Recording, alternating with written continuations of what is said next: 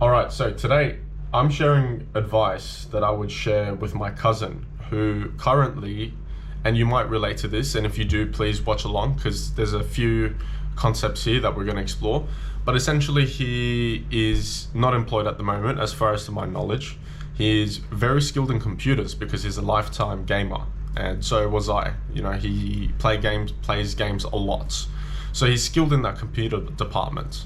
And essentially, this video is the advice that I would give to him in terms of creating something of himself, in a sense.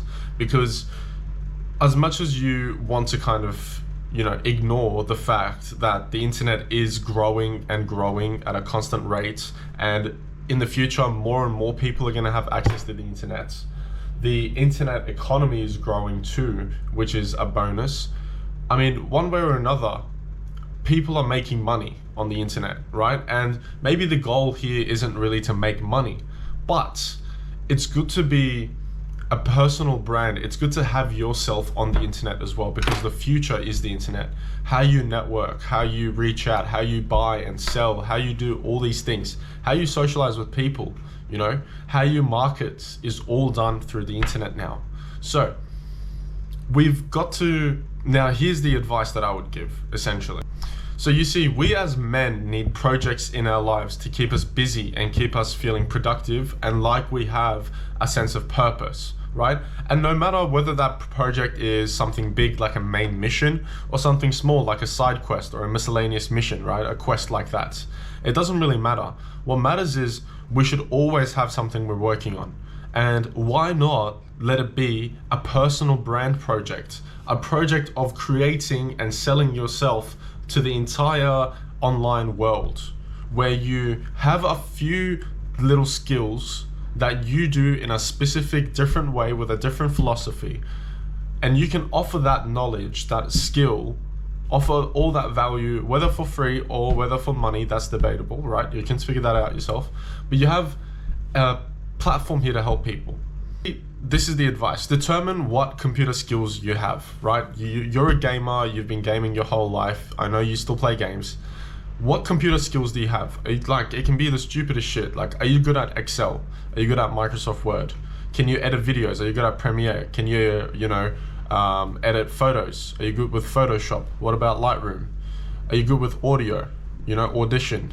Can you take photos? Can you record videos? Can you do all this stuff? These are all skills. So pick 2 or 3 of these that you can do. Determine which one of these you like and which one of these you're good at. Okay? Now, the one you're good at, work with that. The one that you like, improve in that and focus on that. Does that make sense? Now follow along. The future of the solopreneur or the solo creative is pretty much synthesizing different concepts into one. So what this means is, again, we're all in a similar kind of category, right? For example, self-improvement or gaming or this and that.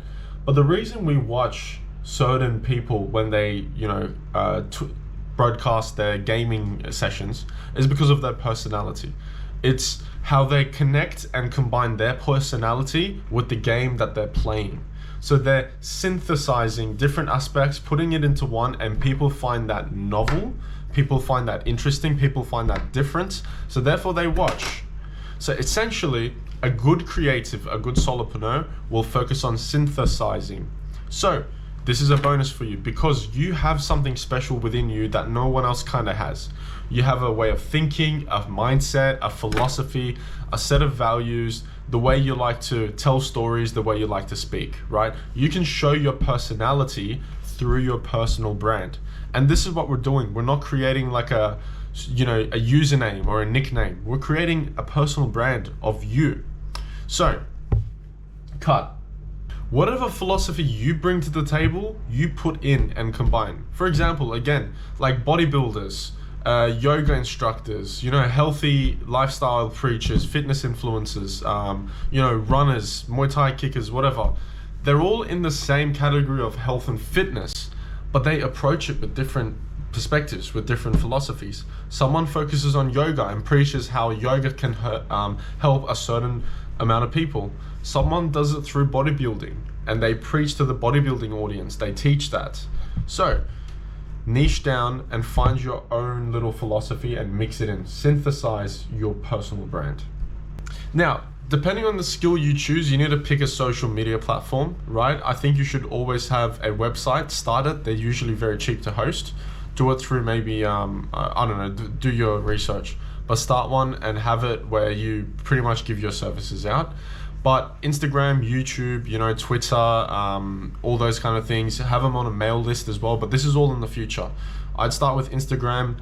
YouTube, again, depending on what you're doing, it's very good for educational tutorial stuff. So consider that. But those, you want to focus on those. Now, release content consistently. It doesn't have to be the best. It has to be good enough to be released to the public. Release it, share it. Attract some attention that way and keep going with that. So as you're sharing your work, you want to develop that skill, because the more content you release, the better you get at that skill, right? The more videos I release. If me at 100 videos uploaded versus me at 1,000 videos uploaded, that'd be a major difference in the quality, right? So as you're releasing content, you're also improving. Now, inevitably, you'll reach a point where you're releasing all this content consistently, but you're not growing as fast as you'd hoped. And it could shatter your dreams. But this is exactly where you don't quit. So essentially, you want to be constantly networking with people online or in person. And the mindset that I think you really need to incorporate is always be a giver and give first, right? Be the first person to give them a compliment, a good review, some good feedback. Give them a gift before you reach out to them. Offer to follow people on Instagram first. Offer to share their, content when you meet them in person. Tell them you're going to share their accounts and, tell it to more people. Fuck man, I'm getting bit by these mosquitoes. It is crazy. Now, you got to shift your mindset also from what kind of content gets the most views to what kind of content gives the audience the most value. If you shift your mindset to how can I give more value within these content pieces, you will win indefinitely, because you'll never run out of ideas. You'll find value in everything, and because it's never about the views. It was never about the views. It's about building you, an authentic, trustable you. We want to always be providing value and value. Obviously, cross-share between platforms. You have an Instagram Reel, share that on YouTube Shorts. Vice versa. You might have a newsletter, share that on Instagram as a post, share that on your website, whatever, all this kind of jazz. Again, depending on the type of skill that you've picked, there's different ways you can reach out. If you're a photographer, you can reach out in person to local businesses, to local, entrepreneurs. Ask them to offer your services for free. Do it for free. Get a few testimonials, get a few reviews. If you're a videographer, reach within your family, your friends first. Like me, brother, I need a video editor, lad. But yeah, reach into your family. There could be opportunities. You just got to reach out, ask them, hey, do you need this? Sort something out. But it's definitely doable. Now, finally, to wrap up, it's very, very important to keep note. Since you've started now, it's hard for you to stop, because you've created something. You've created a personal brand. Your presence is out there in the internet. You exist now. You've done some work. You have a general idea of what you want to do. You've picked your skill. You've done your content. You've released a few things. You have some idea of what you're going for, what you're doing. Now, it's much harder for you to stop, and you don't need to finish. This can be like a 40% effort, 40% productivity side quest, something that you put some hours in after you've done everything else. Or it could be your main mission for God knows, So don't stress too much. As long as you've created something, just keep going consistently with it. Reach out to people, develop your skill, reach out to people, develop your skills, collaborate with other creators. It's about sharing your own perspective, your own philosophy, and your own life lessons and value and education and knowledge. Now, if you've done exactly what I told you, you went through the steps, you created a general idea of what you want to do, picked skills, blah, blah, blah, realized you have camera, all good. You'll have a sense of purpose. If you've written anything down or created folders or anything like that, right?